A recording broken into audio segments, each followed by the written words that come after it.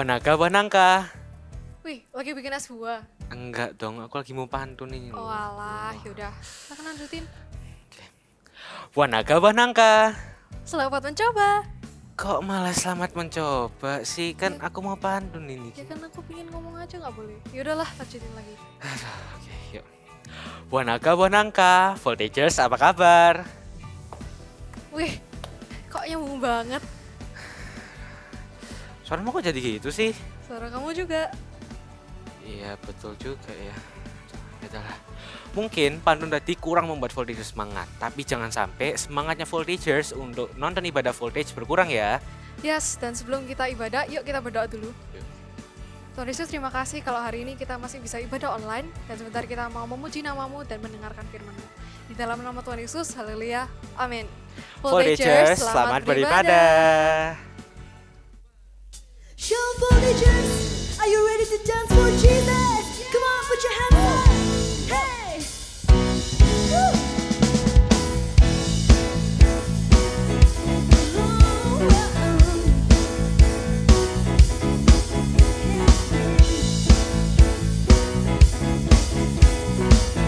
Are you ready? Let's sing. Ending love in Calvary, show me amazing grace. Fears are gone and darkness fades in the light of your love. Hey!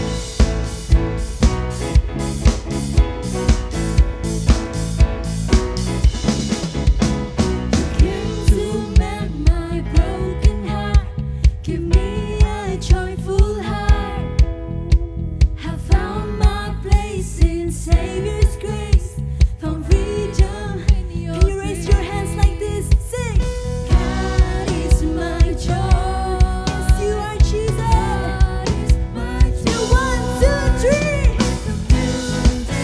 I will praise you, dancing a beat of your love. By the power of your freedom, dancing a beat of your love.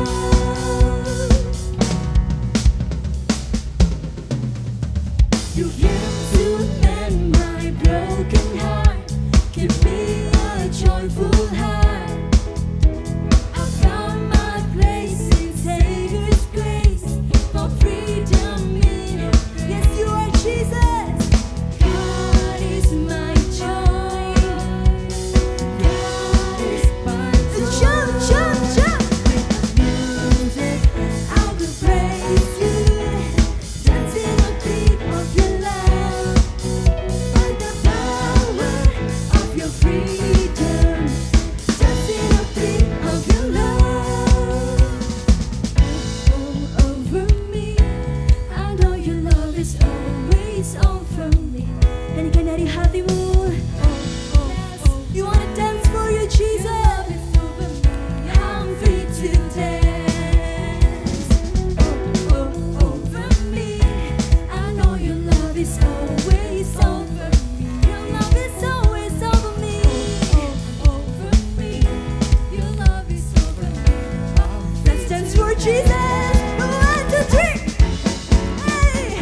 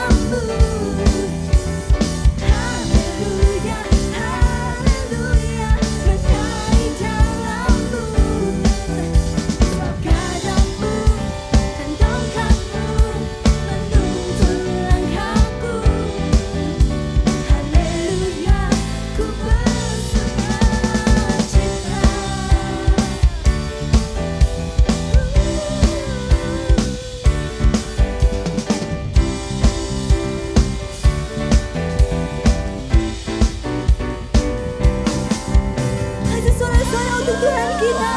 Haleluya, haleluya, haleluya. Yang masih setuju dengan Tuhan, you can shout Jesus. Jesus. One more time, Jesus. Jesus. Come on, get ready aja.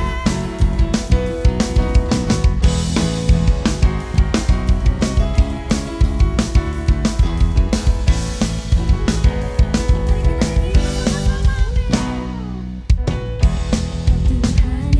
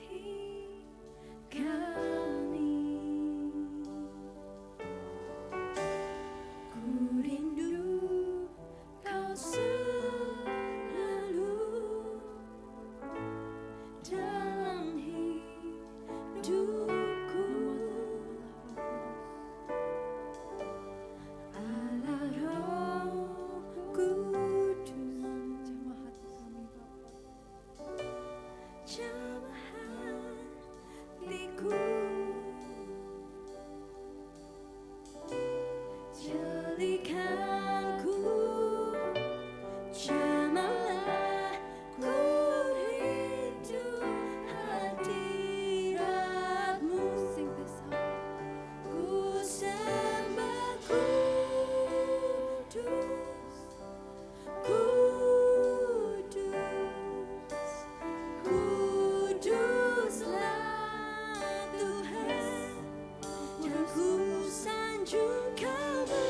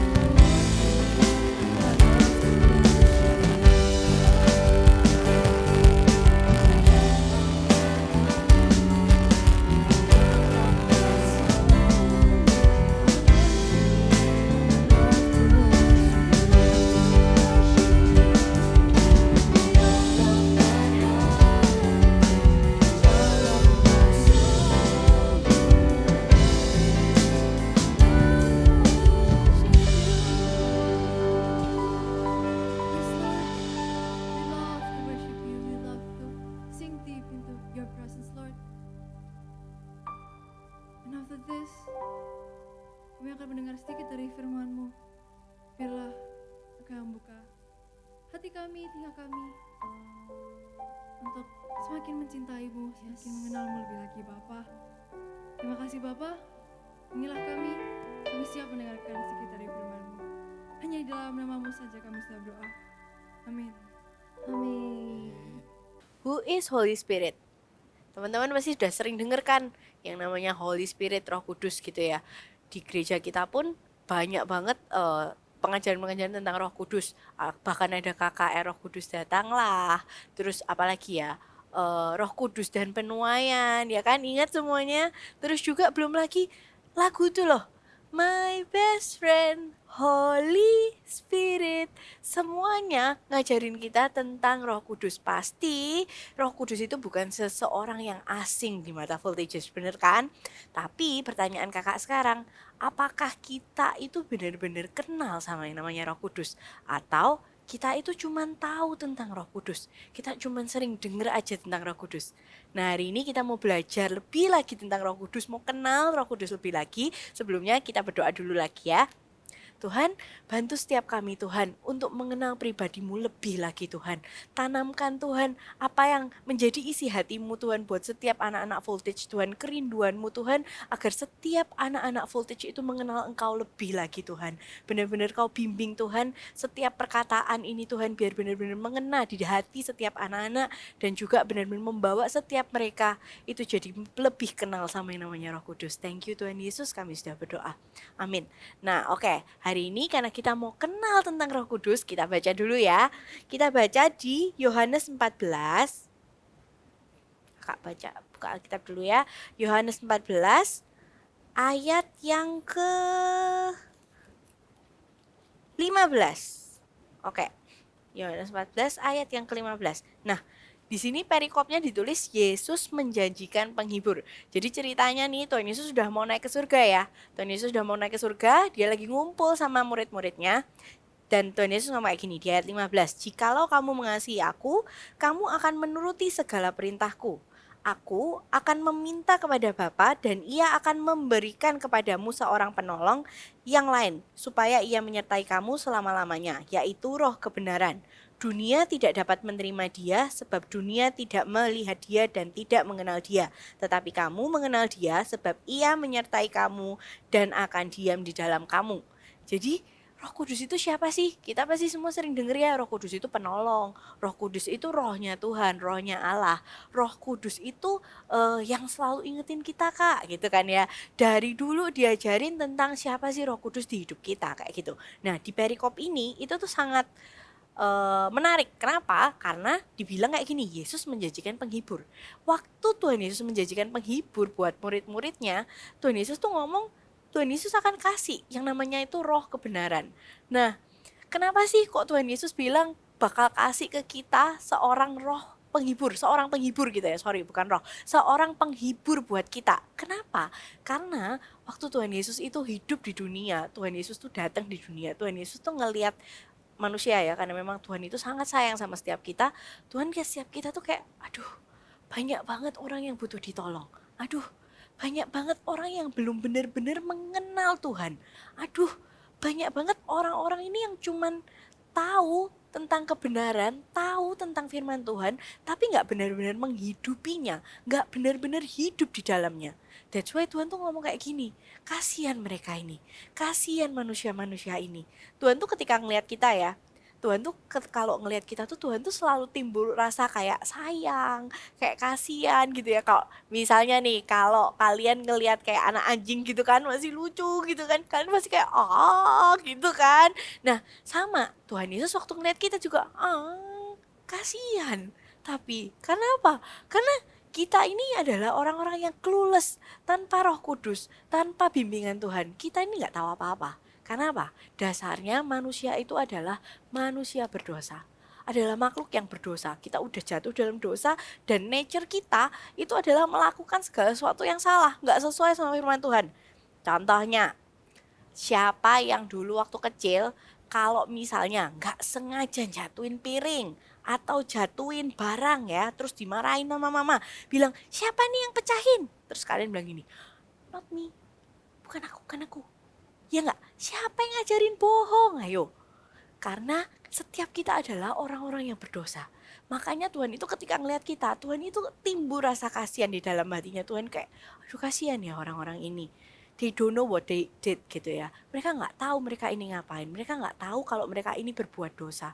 That's why Tuhan itu mau kasih seorang penghibur buat kita. Tuhan itu kasih penolong buat kita. Itu loh gunanya Roh Kudus. Itu fungsinya Roh Kudus. Nah, pertanyaan kakak tadi ya, kita ini benar-benar kenal atau cuman sekedar tahu sama yang namanya Roh Kudus gitu kan? Kalau tahulah kalau Roh Kudus itu suka tolong kita, Roh Kudus itu akan ingetin kita, bahkan apa? Roh Kudus itu bantu kita berdoa pakai bahasa roh ya kan? Tapi apa benar setiap kita itu benar-benar udah kenal sama yang namanya pribadi Roh Kudus? Atau kita tuh cuman sekedar tahu-tahu aja? Nah, di ayat yang tadi ketika Tuhan itu mau kasih penghibur buat setiap kita, Tuhan itu nolong buat setiap kita, Tuhan bilang kayak gini, aku akan meminta kepada Bapa dan ia akan memberikan kepadamu seorang penolong yang lain supaya ia menyertai kamu selama-lamanya, yaitu Roh kebenaran. Nah, Roh Kudus itu adalah roh kebenaran, roh yang selalu ngingetin kita untuk terus on track di dalam tracknya Tuhan, roh yang selalu ingetin kita buat yuk lakukan yang benar, lakukan yang menyenangkan hatinya Tuhan. Itu yang selalu ngingetin kita. Kayak misalnya kalau kalian lagi ujian gitu ya, aduh udah gak ngerti nih mau jawab apa, udah pusing banget ya, susah sekali soalnya gitu ya. Waktu lihat sebelah, tuh temenku ini kok nulisnya juga besar-besar ya, memancing ya, ada pancingan dalam hati kayak nyontek gak ya gitu kan ya. Tapi dalam hati juga ada yang bilang kayak gini, gak boleh, anak Tuhan harus jujur. Anak Tuhan gak boleh curang. Tahu gak? It's not because you are a good kid.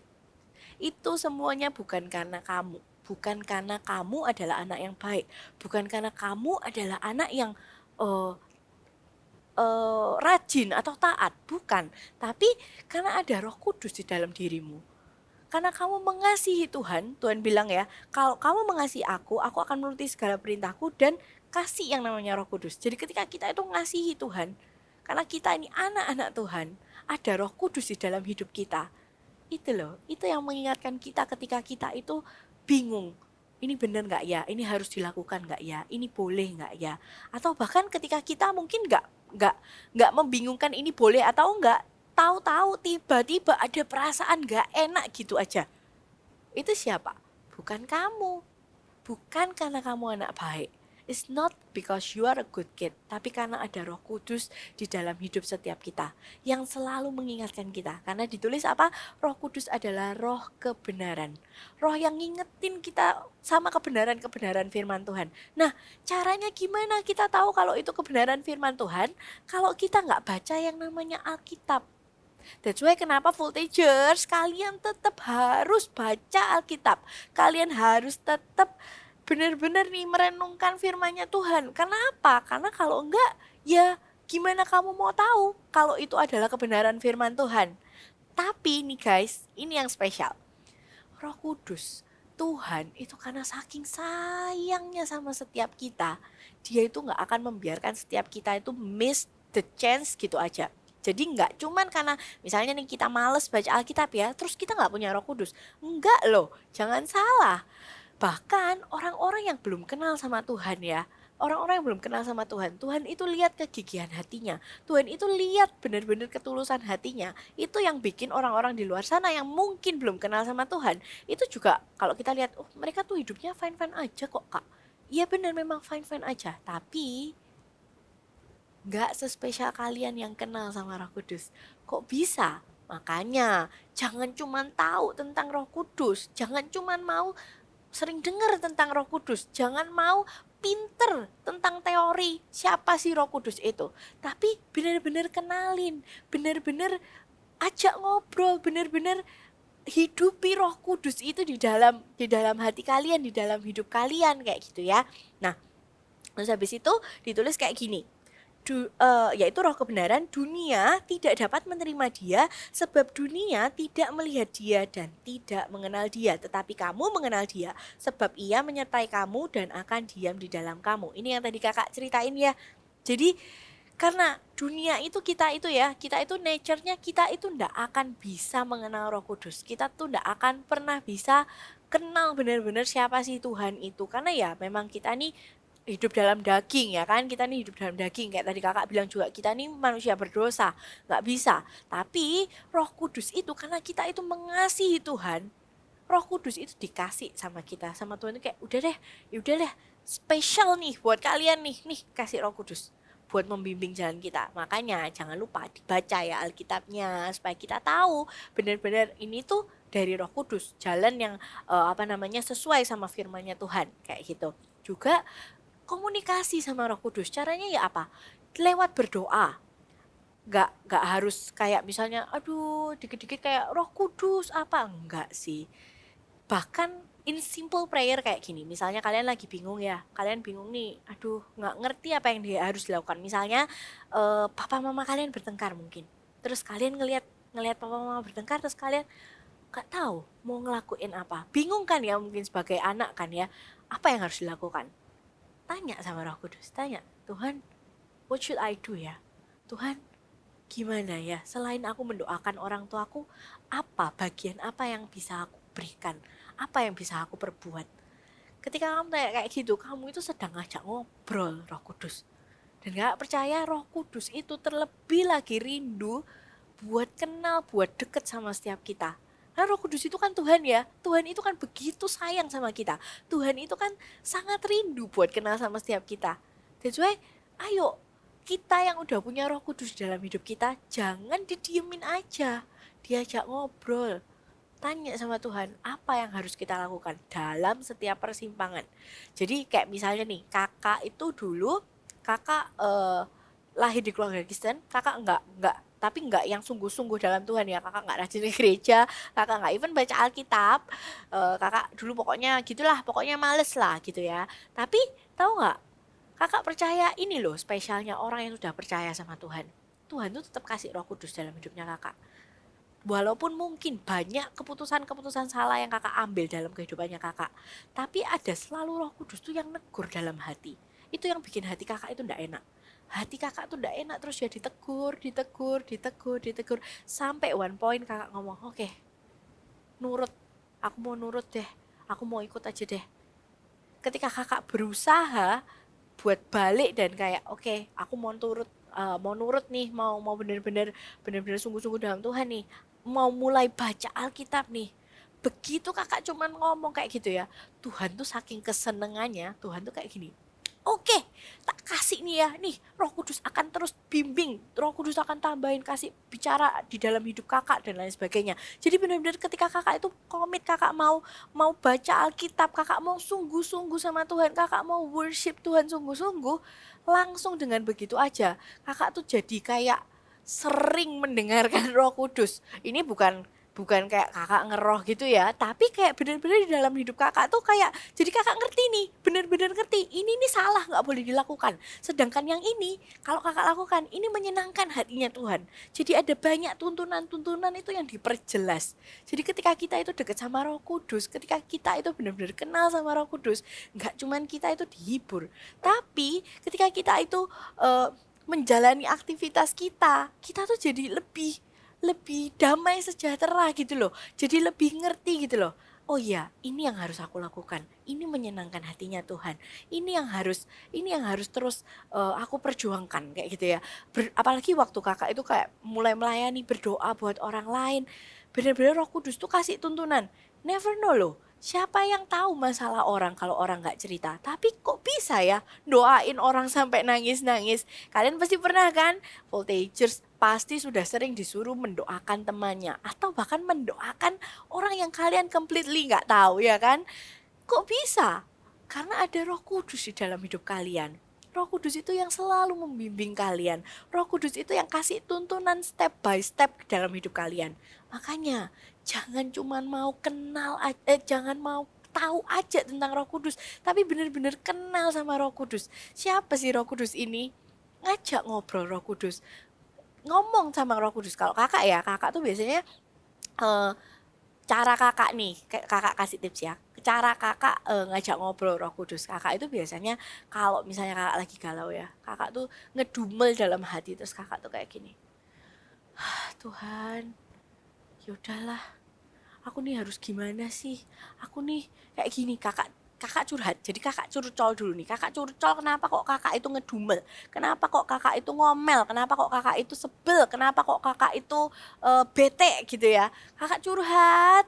Terus lama-lama, iya sih. Tapi tahu kok kalau Tuhan itu nggak suka kalau aku marah sama orang. Tuhan itu nggak suka kok kalau aku ini. Itu loh, cara kita komunikasi sama Roh Kudus itu tuh bisa macem-macem. Mungkin beda di kakak, beda di kalian juga. Ada yang benar-benar kayak misalnya ya, Pastor Philip itu ya, dia komunikasi sama Roh Kudus caranya gimana? Dia bangun dengan bahasa roh. Setiap bangun pagi dia berbahasa roh kayak gitu ya. Kakak belum belum bisa seperti itu sih. Kakak sedang mencoba. Kakak pun kayak coba kepingin ya bisa ngobrol sama Roh Kudus sampai kayak gitu. Tapi ketika kita mulai dengan simple step yang kita bisa lakukan dan kita benar-benar commit to it, kita benar-benar rindu mau aja kenal sama pribadi Roh Kudus. Roh Kudus itu terlebih rindu loh kenal setiap kita. Roh Kudus itu terlebih kepingin lagi deket sama kita. Jadi kayak jangan takut ngomong kayak susah kak, nggak bisa aku nggak bisa kenal Roh Kudus. Aku bahkan aku mungkin buat teman-teman yang belum berbahasa roh, kalian bilang aku nggak berbahasa roh kak, aku nggak bisa kenal Roh Kudus. Jangan salah, Roh Kudus itu loh sangat kepingin ketemu kalian, sangat kepingin kenal sama kalian. Jadi mulai dengerin suara Roh Kudus dalam hati kalian. Kalau suaranya Roh Kudus itu ngomong tentang firman-Nya Tuhan, tadi kayak bilang ya, sesuai sama firman-Nya Tuhan, belajar buat taat. Kalau Roh Kudus ngomong kita taat, penyertaannya Roh Kudus itu akan semakin nyata di dalam kehidupannya kita, kayak gitu. Nah, Roh Kudus itu nggak cuman kayak ngingetin kita, tapi ketika kita taat itu kayak ada suatu relation yang terbangun gitu loh. Jadi kayak misalnya ya, mama kalian ngomongin kalian terus kalian nurut, ya kan? Itu kan kayak melakukan kegiatan. Beda kayak gini, misalnya kalian punya HP kan, terus habis itu ada notif HP kenceng gitu, alarm gitu, terus kalian cuekin. Nah, kan nggak ada relasi yang terbangun. Tapi ketika kalian itu nanggepin Roh Kudus, ketika kalian itu mau connect sama Roh Kudus, mau taat, mau belajar taat sama Roh Kudus, di situ pelan-pelan akan terbangun hubungan kalian sama Roh Kudus. Nggak percaya, dan itu tuh tidak susah dilakukan. Karena apa? Karena Roh Kudus itu selalu mengingatkan kita di dalam setiap detail kehidupan kita. Nggak cuman di saat kayak gini loh. Roh Kudus itu gak cuman datang di saat yang sangat krusial, kayak kita mau pukul orang apa enggak nih gitu, enggak gitu. Tapi benar-benar bahkan kalau kalian tahu ada hal-hal yang mungkin baik dilakukan, tapi Tuhan gak suruh, tapi Roh Kudus gak suruh. Ada berkatnya, tapi kita kan harus denger-dengeran sama Roh Kudus terus ya. Jadi di situ loh bedanya. Kayak ada hal-hal yang mungkin baik dilakukan, tapi Tuhan gak suruh.